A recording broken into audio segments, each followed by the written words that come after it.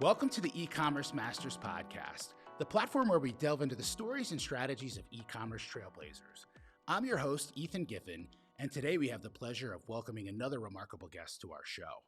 We are honored to have Gentry Jensen join us today, the mastermind behind Cordova Outdoors. Cordova stands as a distinguished outdoor brand renowned for its meticulous craftsmanship of coolers, all proudly made in the USA.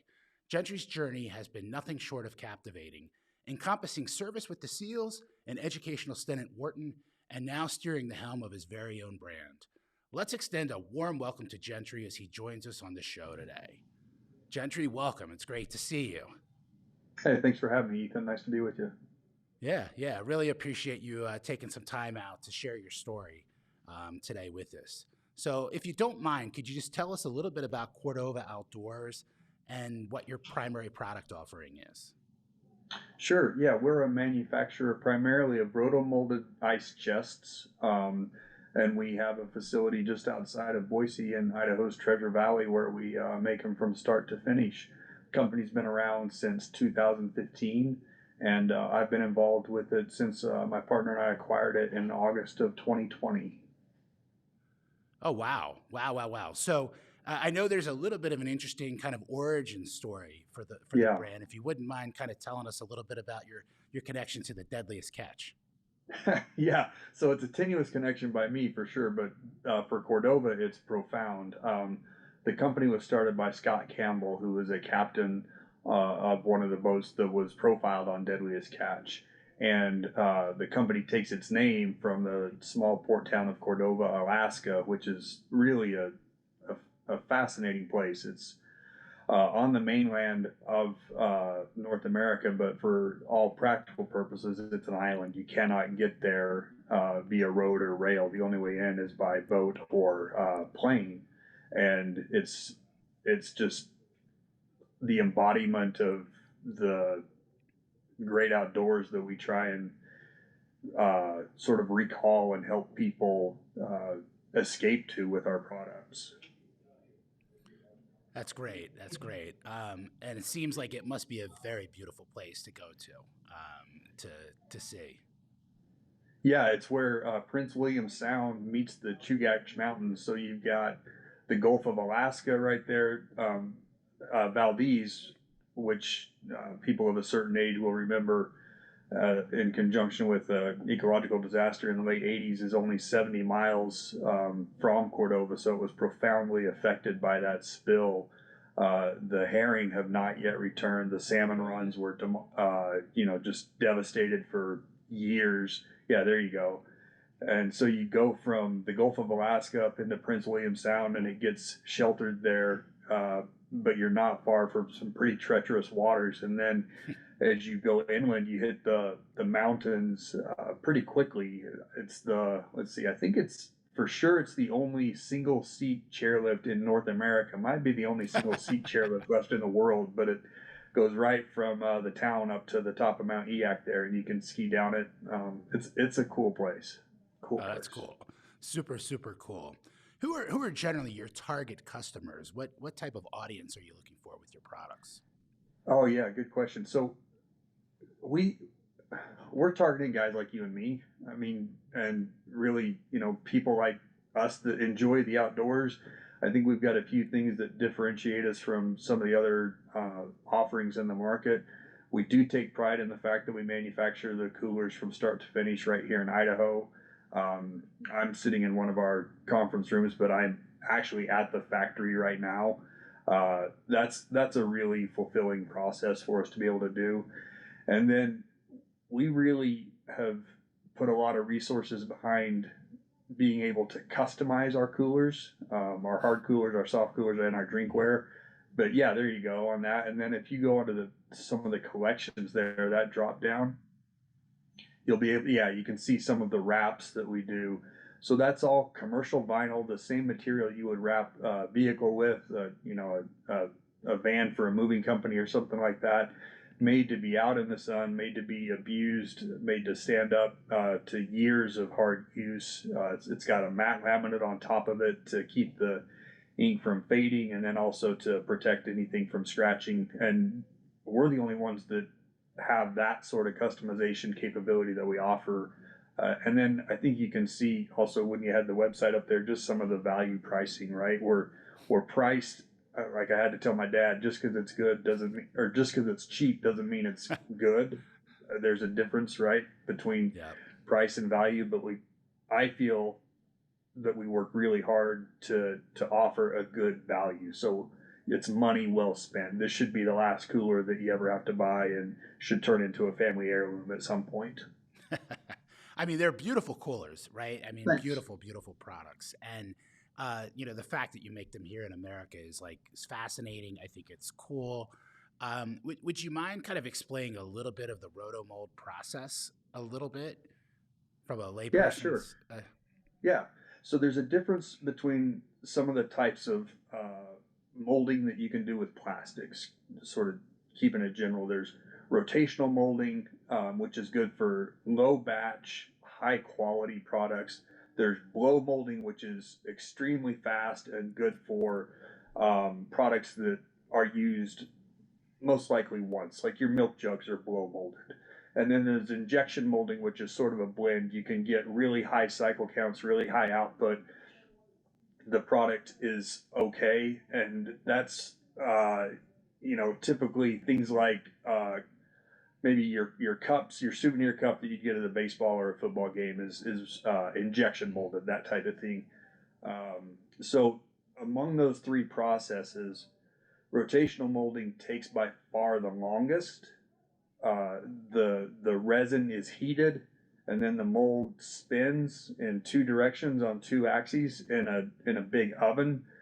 The oven's probably the size of about a one-car garage.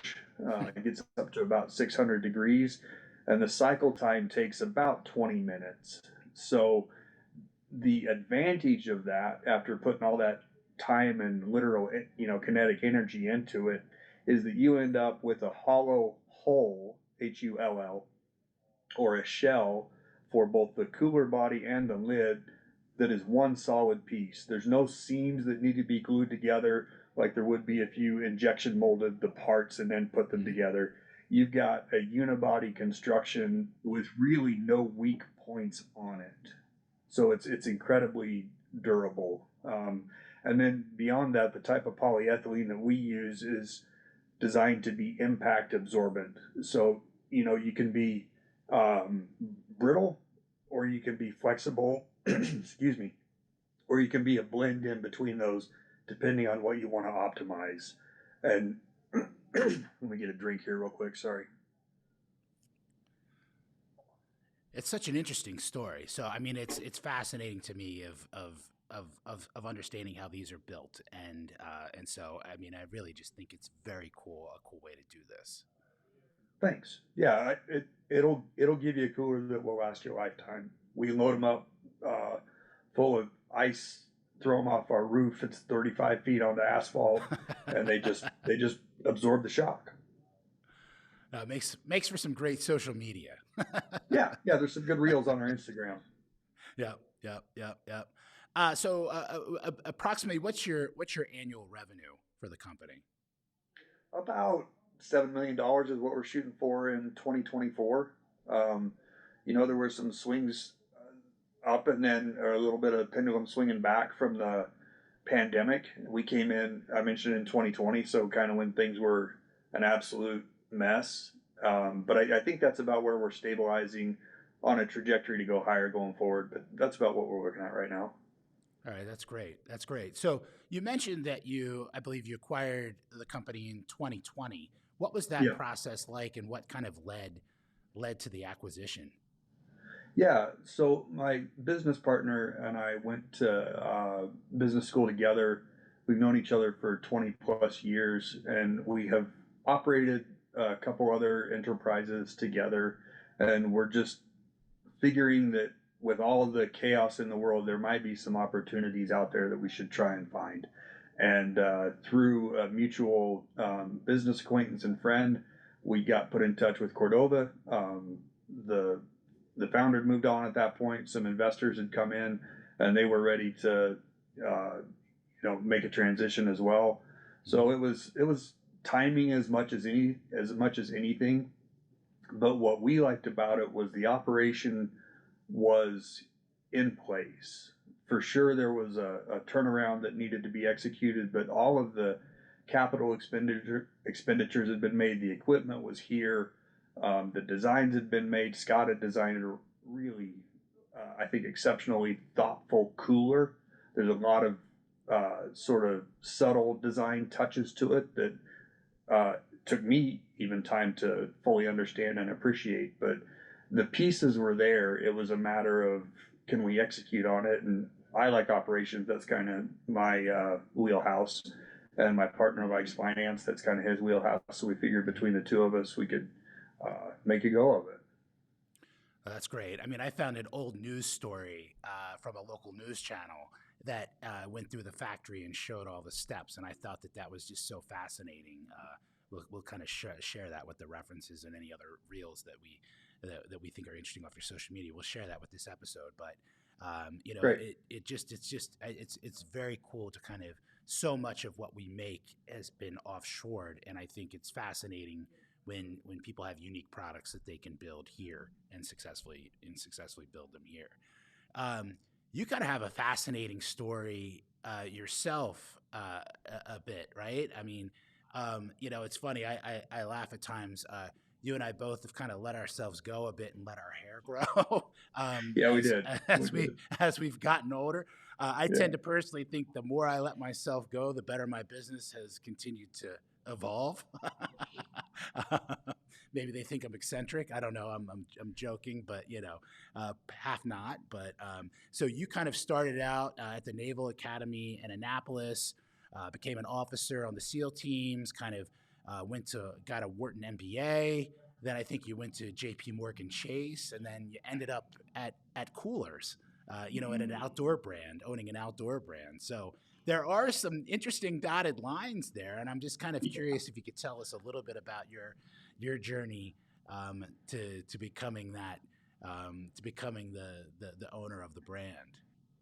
Yeah, there's dotted lines, and then there's hard breaks, and then there's Whiskey Tango Foxtrots in there, I think. But let's see how to tie it all together. The Navy was great. Loved it. It was a wonderful experience. Just over time, family came along and priorities shifted a little bit, and the MBA route was sort of the proven path to transition from the Navy to the civilian world. So most of my buddies that got out around the same time I did, that was what we all did, was went and studied and got an MBA to try and figure out how the civilian world works. And from there, thought I wanted to go into finance, and so got a job in banking with JP Morgan in New York. I'm from Kansas, small town in Kansas. My wife's from Utah. We determined in fairly short order that we weren't really New York City long-term resident type folk. Yep. Love the place. There's great energy there, but it's just really not what we were used to. So we moved out to Utah, where she's from. And I got to be honest, I love Utah. It's a great place to live, to raise a family. I can walk out my back door and be on a trail in the mountains in 3 minutes. And that's just, I don't mean to take that for granted, but compared to the experiences that a lot of people are able to have in the outdoors, I think I'm pretty darn lucky. I can go outside on a quiet night. I like to sleep outside in the springtime in the backyard, and it's not unusual to hear the coyotes going. We have to. Is that purposefully, or is your wife asked you to sleep outside? I think we're both happy when I do that. I'm just going to be honest with you. It's just nice. I mean, it's just the temperature's perfect. The sky's starry. I've got a picture of a moose in our front yard from last winter. It's a great place. So, I kind of jumped off the traditional career track to trade doesn't feel like the right word, but to go that route. And as did my business partner. We're both at this point unhireable. So we kind of got to make what we got going work together. And it's been a winding road, definitely.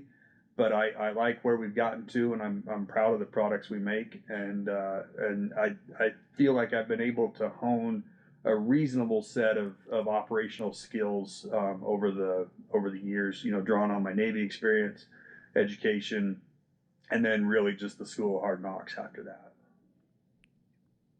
So you talk a lot about, with the brand, we talked about kind of made in the USA. You also talk a lot about environmental impact. Yeah. How do those kind of things influence your direction or strategy as an organization? Are they like a North Star, or how are they kind of being pulled in, like your core values and kind of being ingrained organizationally?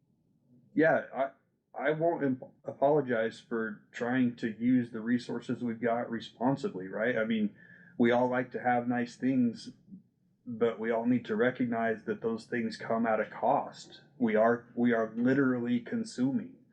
And like I made the joke before about talking with my dad about just because it's cheap doesn't mean it's good. Um, I really do not want to put junk out into the marketplace. I just I want people to feel like if they're spending money to buy something that we consumed resources to manufacture, it's going to perform well and it's going to last for them. I think that there's an Aboriginal saying, and I put it in one of our blogs just recently, that's why it's on the top of my head, but the more you know, the less you need. And I think that is just powerful, right? Like, as an example, going into the outdoors, if you don't know what you're doing, if you're going for the first time, you're going to overpack, right? If you've done this before, if you've thought about what you need, thought about the environment you're going into, you're going to take what you need and you're going to know how to use it efficiently. And so we try and do things like recycle our resin when we have a cooler that doesn't meet spec for whatever reason. That's the Obsidian cooler that we manufacture. It's black because you scrap all the resin, you regrind it, and you put all the colors you've mixed together, and it just tends to come out that hue when you combine everything. We've really tried to consciously upgrade the quality of all of our products since coming into the business. I think our drinkware and our soft coolers are the other two examples where you can see that we really have been thoughtful about the approach. We try to give you everything you need and nothing more, and give you something that's going to last so it doesn't end up in a landfill. Yeah, so Wow. To answer your question though, it's super important. By no means do I think we're the only company. I'm wearing a Patagonia hoodie right now, and I think they have set the standard, and I'm just taking a page from their playbook, right? Just manufacturing things has a cost. Let's think about how to minimize that cost. Love it. Love it. Love it. We are creating way too many things that just get thrown Yeah. away and polluting, the beautiful streams and water and the air that we have. Do you have a favorite product or a product option that's been created under your watch that you really love? Yeah, you were just on the page. I don't mean to be redundant, but I love the Obsidian cooler. I mean, Yeah. it. I love what goes into it. Right, the fact that we're reusing stuff that in another world would go straight into the landfill and sit there interminably. I also think, honestly, it looks badass. If Batman had a cooler, that would be the cooler. I mean, we murdered it out completely across the board there. The handles are black. The decals are black. There's enough foam in there. Don't worry. Yeah, I know black absorbs more solar radiation. That's just science. But you're looking at 2 to 3 inches of eco foam in that roto-molded unibody shell. We tested it extensively before we put it out in the market. It performs really well, and you're not going to confuse it with anybody else's cooler at any tailgater you go to. Yeah, that is cool. That is a cool Thanks. looking cooler. Yeah. Thanks. So you often, from time to time, you have collaborations with other brands for the coolers. How do you kind of identify and kind of make decisions around when you're going to collaborate with a look for a specific cooler or design?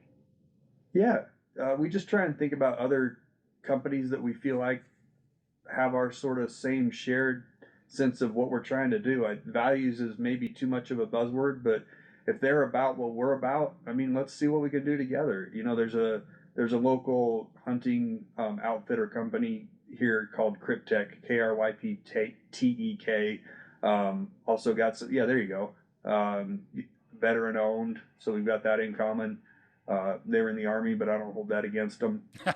And you know, it sort of resonates with the folks here in the Treasure Valley. And then just over the past couple of weeks, we've been working with Gilson Snow, and their artists created some wraps for coolers that we're using at an event. They're using at their event, and it's fun to think about what other outdoor equipment, apparel manufacturers are doing, and just how to bring that to life for people to see, you know, what's possible. And that's why really at the end of the day we put so much behind the ability to customize, so that other brands can use our sort of platform to bring out the best of what we both can provide. So you sell direct to consumer through your website, but you also sell through retail locations. What's kind of the difference of those two businesses? Yeah, interesting question. I think that all got thrown through the wood chipper during the pandemic as well, right? When supply chains got not just snarled, but severed in a lot of cases, and we were able to take advantage of some of that in the wholesale environment, where coolers that were coming from overseas, like Yeti's manufactured in the Philippines, Arctic is manufactured in China. Those need to get on a boat and cross the Pacific. And when that wasn't happening, wholesalers were looking for alternatives. But what I like about our business is the direct to consumer portion of it. Not to say that we don't have some great wholesale partners.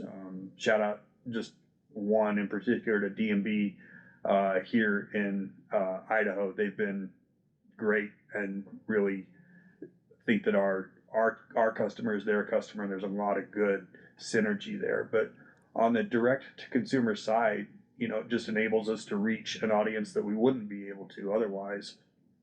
We've sold product in all 50 states, and that wouldn't be possible for a company of our size with a purely wholesale strategy. And also, it allows the consumer to get something that they literally can't get anywhere else in terms of a customized cooler. There's a plugin app right on our website. You can go in, design your own cooler, upload the template files, and have it sent to you. And it's literally going to be unique in the world. We need to do some custom groove coolers. So yeah, we can do that for you for sure. We definitely we can make them look badass. we definitely should do that. How do you see your kind of direct to consumer strategy evolving for 2024 and 2025? We're definitely leaning into it. There were some issues when we came into the business. You know, we rebuilt the website completely. We also had to unsnarl the Amazon account. And once we got the site built, we went looking for a good agency to help us use our resources intelligently. And that's when we found you guys.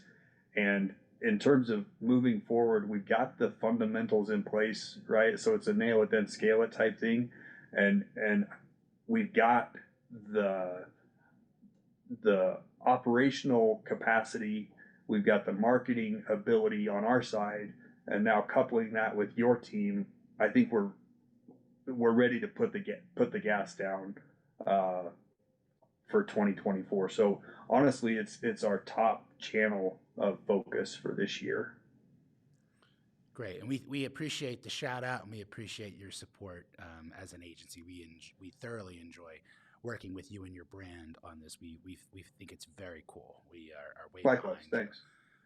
You mentioned Amazon. Do you sell on Amazon currently, or eBay, or any other marketplaces outside of your website?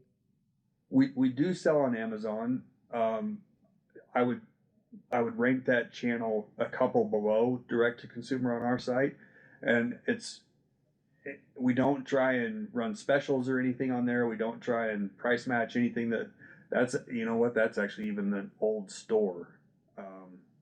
So I guess I haven't unsnarled it entirely yet, but yeah, it's also a labyrinth. It's a, you know, riddle inside of a maze locked in a safe box thrown at the bottom of the ocean to try and figure that stuff out. But yeah, there it is. There you go. If we do, for rough reference, if we do 15% of what we do on our site on Amazon, it's successful. It's just, you know, people go to Amazon with a high intent to buy. If they hit us there, great. You know, the margins aren't as good for us because of the intermediaries there, but we'll sort of put our name out there to help spread the word. So, talking about your site, you know, I always like to ask of what your current tech stack is for e-commerce. So, you're on BigCommerce as your cart. You're on Klaviyo for your email, right? I think you're on Attentive for your SMS, and then use Shipper HQ for your shipping rules. So, any other things or apps that are in there? I think that might sum it up. That's pretty much the stack on the D2C side of it. Yeah, our ERP is, you know, a manufacturing based sort of platform that works for companies our size. But that's the other side of the business. But yeah, I think you got the tech stack pretty right. All right, and you're using all the A players there, so you know, I think I think you're on the right track. So you know, often like myself, when I make mistakes, you know, I have tremendous personal learning from those. What's the biggest mistake that you've made at Cordova that has created a learning opportunity for you? Oh yeah. Okay. So I have thought about this quite a bit. I would say one was not recognizing how out of whack the world was when we came into the business. And I don't mean to keep going back to the dark days of the pandemic, but we went where the wind was blowing, right? Rather than sort of charting our own course. If I had it to do over again, I would have focused more intently on direct to consumer and not have let my head get turned so much by the wholesale interest that was out there while the supply chains were snarled and severed. I would say that was one lesson, and there is one more quick one, which I think is Jason, my partner, and I over divided our areas of responsibility, and we didn't coordinate as closely as we should have. So I was running operations, he was running sales and finance, and we just it's my fault. We let ourselves get too siloed, and we've changed that now where I understand every aspect of the business more comprehensively, which is what you got to be able to do if you're going to, you know, try and chart a course for it. So those were the two main mistakes. Do you, speaking of responsibilities and accountability, do you use any kind of operating framework like EOS or Pinnacle to operate the business? Yeah, yeah. I know that we kind of have talked about this before, but I think EOS is a great platform for operating a small business. The beauty is the simplicity, right? You've got your structural framework for the business. You got your finance chair. You've got your sales and marketing, whether you want to keep those in one or two places, but you've got that there. Then you've got your operations, and then above that, you've got the person integrating it and making it run. And that's the size we are. That's the scale we're at, and that works for us. And then you've got the sort of meeting tempo every week that is set up to solve problems and move the business forward. So for us, and I think for really, I'm trying to think of a small business that couldn't benefit from using that sort of simple framework. And yeah. I like it, right? We just had our L10 meeting this morning before I jumped on this call with you, and we cut through some issues that were just, some were more tactical.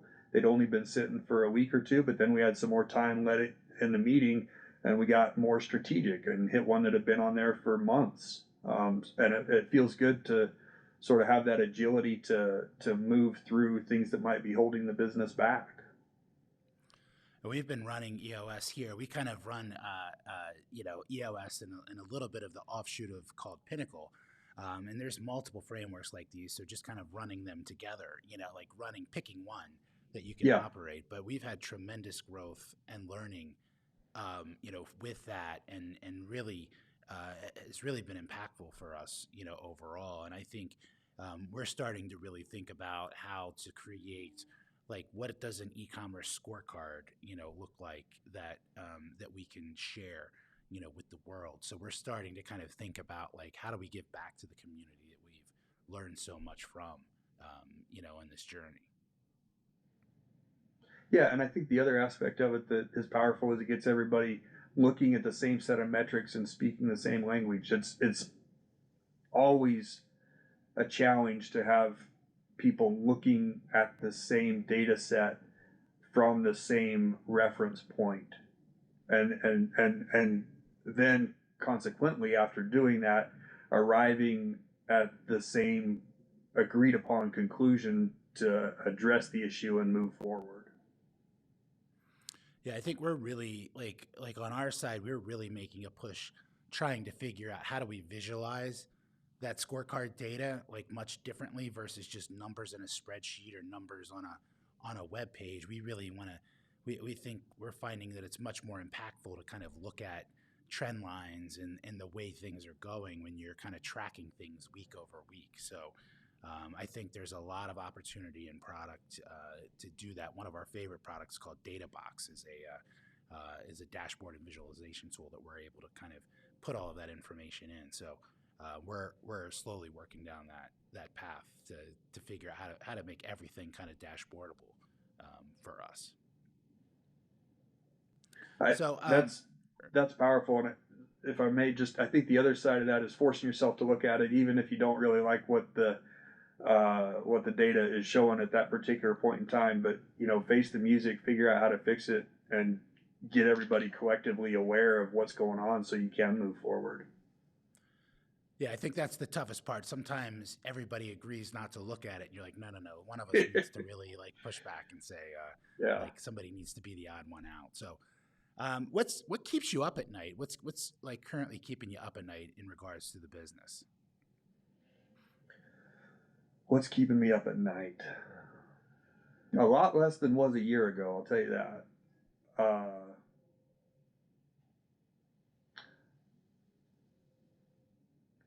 Probably the thing that I'm willfully blind to is sort of the strategic evolution of the brand. That's my weakness and what I should be thinking about more, and where I need the most help, I think, is, I love our brand. I love what we stand for. How do we continue to be true to that, maintain the integrity of the brand while figuring out whether what the most responsible and intelligent growth path is, right? Like, I don't want to go out there and just throw another Me Too product on the market. Like you said, there's too much stuff. I don't want to just have something out there for the sake of having something out there. I, in a prior business, worked extensively with cell phone accessories, and I think that is the key, or not the key, that is the poster child for overproduction. And so how to be responsible about that while still helping the company to grow and meet the needs of people that enjoy being in the outdoors and depend on their gear when they're out there. Oh, that's fantastic. That's a fantastic answer. And thank Thanks. You for that. What do you like to do? We've had a lot of business talk, right? So I know you're an outdoorsman, but what do you like to do for fun and to relieve the stress of owning a business? Well, it doesn't really make sense because I live in a landlocked state, but I love the ocean. I mean, that was probably my favorite thing about the Navy, was just being in the sea. A warm beach somewhere is pretty awesome. Even a cold beach somewhere, I don't really care. Love being on the beach. I was able to go out with my daughter to Hawaii earlier this month for just a week or so to help her get settled out there. it's kind of our family's happy place. But yeah, again, it is a bit of a haul from a landlocked state. The thing that we've got close by that I love, which is also awesome and not to be taken for granted, is the mountains. For my birthday, you don't need to know what birthday it is. That doesn't really. I think I could Probably guess. 27 is what we'll go with. But my favorite thing to do is just, like I said, walk out my back door and just walk up the mountain for a couple hours by myself and sort of take stock of the year gone by and maybe what the year to come will bring. And then it's also always kind of fun. My birthday's in the spring, to see where the snow line is, because it's never the same year after year, right? And just go up, catch the snow line, spend some time out there, just putting one foot in front of the other. That's cool. That's cool. I can only imagine. I mean, with the fresh air and everything, that would be very self-reflective to be able to spend that time and kind of spend it in the nature. So I like to ask everybody a question in terms of, do you have one tip? So what would be your one tip for somebody looking to scale their consumer brand? One tip for somebody looking to scale their consumer brand. Okay, I'm pulling this from EOS to a large degree, but figure out what is unique about your brand, why you, and come up with 3 points, right? And ideally, no other product on the market should have those same 3 unique identifiers. So for us, we're USA made. Yeah, there are other USA made coolers, but the market leaders are not. Again, Yeti's not, Arctic's not, we are. That's one. The second is our customization capabilities. And really, I think by itself, that does set us apart, that one unique identifier. But the way we can custom wrap a cooler, nobody else can do. So that's 2. And then 3 is our value proposition, right? What you get for what you spend. I don't think anybody else can touch all 3 of those metrics. So I think if you're trying to scale a brand and you can figure out what those 3 uniques are for you, and then just get that word out, you've got a good story to tell. Oh, that's great. That is great advice. Thank you. Thanks. So I know you're a busy guy. I really appreciate you taking time out to join us today. It's been fascinating to hear your story, hear the story of Cordova. Love your brand and wish you so much success in the future. Where can people find you online if they're looking for either the best place or the coolers? Would just be go to the site you've been showing there, CordovaOutdoors.com. Has the full product offering, and you can get in touch with us there if you want to do the customized part of it. Just go to that customized tab. You can see we got the Super Bowl. Let's go Chiefs. I grew up in Kansas. Oh my, you're breaking my heart. You're breaking I know. My heart. I'm sorry because I know who your team is, and they're a great team, and I'm sorry. But yeah, Super Bowl sale going on. Let's not dwell on that. Let's just keep moving forward. But yeah, CordovaOutdoors.com. I'll shut up. That's great. That's great. So thank you so much for your time, and really, really appreciated hearing more about your story. Good to be with you, Ethan. Thank you. Thanks.